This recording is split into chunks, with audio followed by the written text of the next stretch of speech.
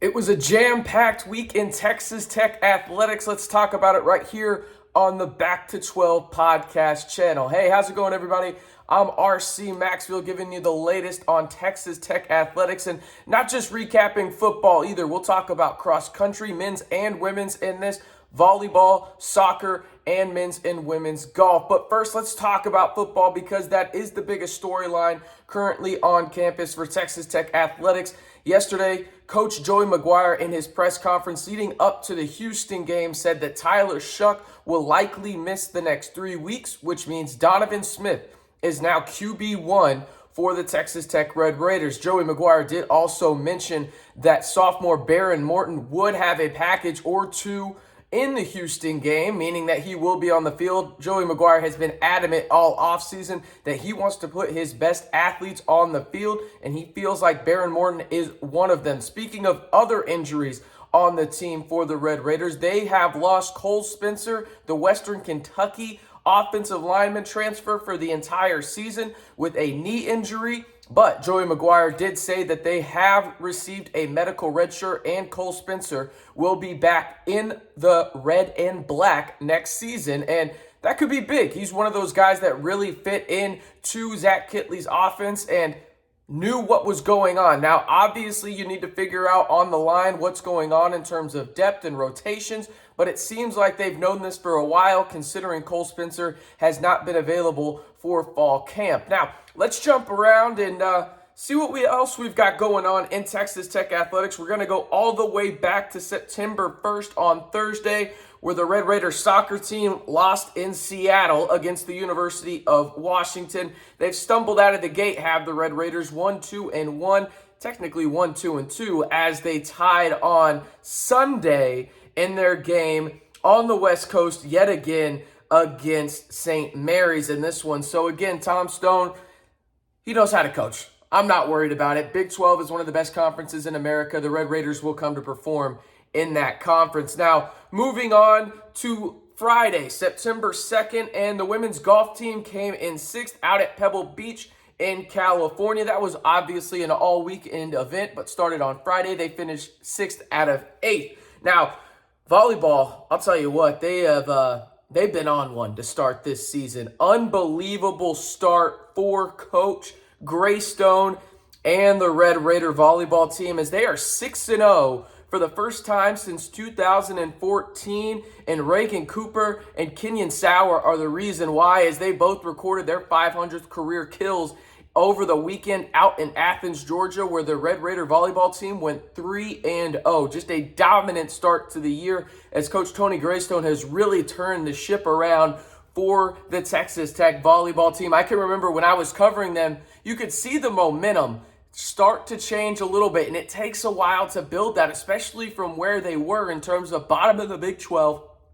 I mean, there was a couple seasons where they didn't even win conference game outside of maybe one, right? So what Coach Tony Graystone has done with this program and influxing the talent from the transfer portal as well as good recruiting classes has been a sight for sore eyes. And now we move on to cross country, where Texas Tech, the women's side of things, came in 4th in the Abilene Christian Big Country Cross Country Festival, while the men came in 2nd. So a lot going on in Texas Tech athletics. Again, football was obviously the big-time sporting event, and we know what happened there as the Red Raiders won 63-10. A look ahead, though, for this week, from Labor Day all the way till the 11th, men's golf kicks off the athletic calendar this week as they head off to Georgia. They will face off in the Frederica Cup. That's a fun word to say.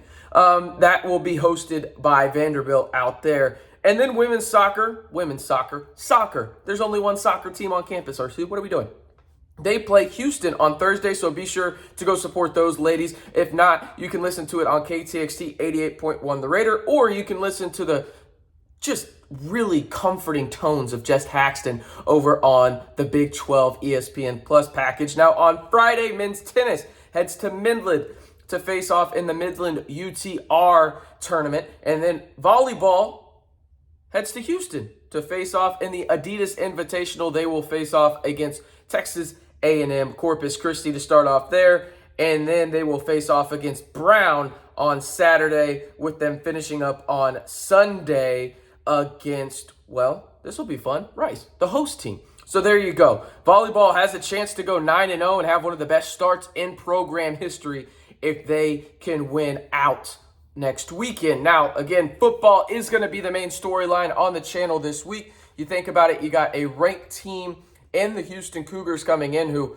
held on for dear life down in the Alamo Dome to Dana Holgerson's squad against Jeff Traylor and the UTSA Beat Beeps. Again, I don't like saying their names just because when you make a Looney Tune reference, it just makes the show more fun. But it is the Road Runners, but we'll call them the Beat Beeps in this one. They looked a little vulnerable at spots, but Texas Tech, they handled business.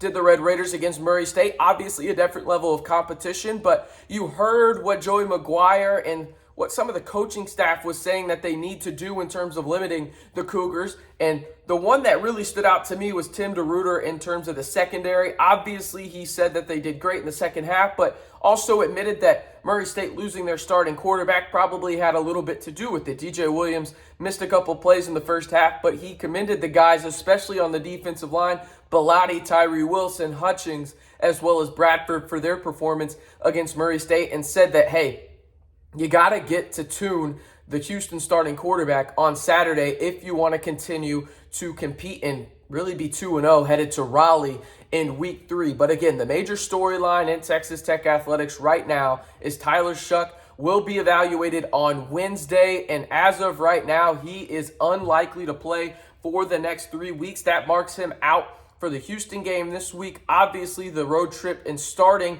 out in Raleigh, and then the Big 12 opener against the Longhorns at home. So Donovan Smith, it's your time to shine, man. We've seen what Donovan Smith has done last season. Obviously a little sporadic as a freshman and really getting his first time at the college level in terms of just being the guy. But now he is the guy for at least the next 3 weeks. Joey McGuire was adamant. Yes, Baron Morton will play, but Donovan Smith is QB1. And I mean, he balled out against Murray State, 14 for 16, 4 TDs. Don't expect that against Houston. But the main thing that stood out to me about Donovan Smith in terms of really what has changed from this past year to this year was his footwork. Go look at his footwork against Iowa State or Mississippi State last year and then watch the Murray State highlights, albeit it was a limited sample size, but his footwork has improved drastically. And if you haven't already, be sure to hit that subscribe button. I didn't mention it any earlier, but y'all have been absolutely fantastic. We passed the 600 mark we had for the start of the season. Let's see if by Big 12 play we can get to 800.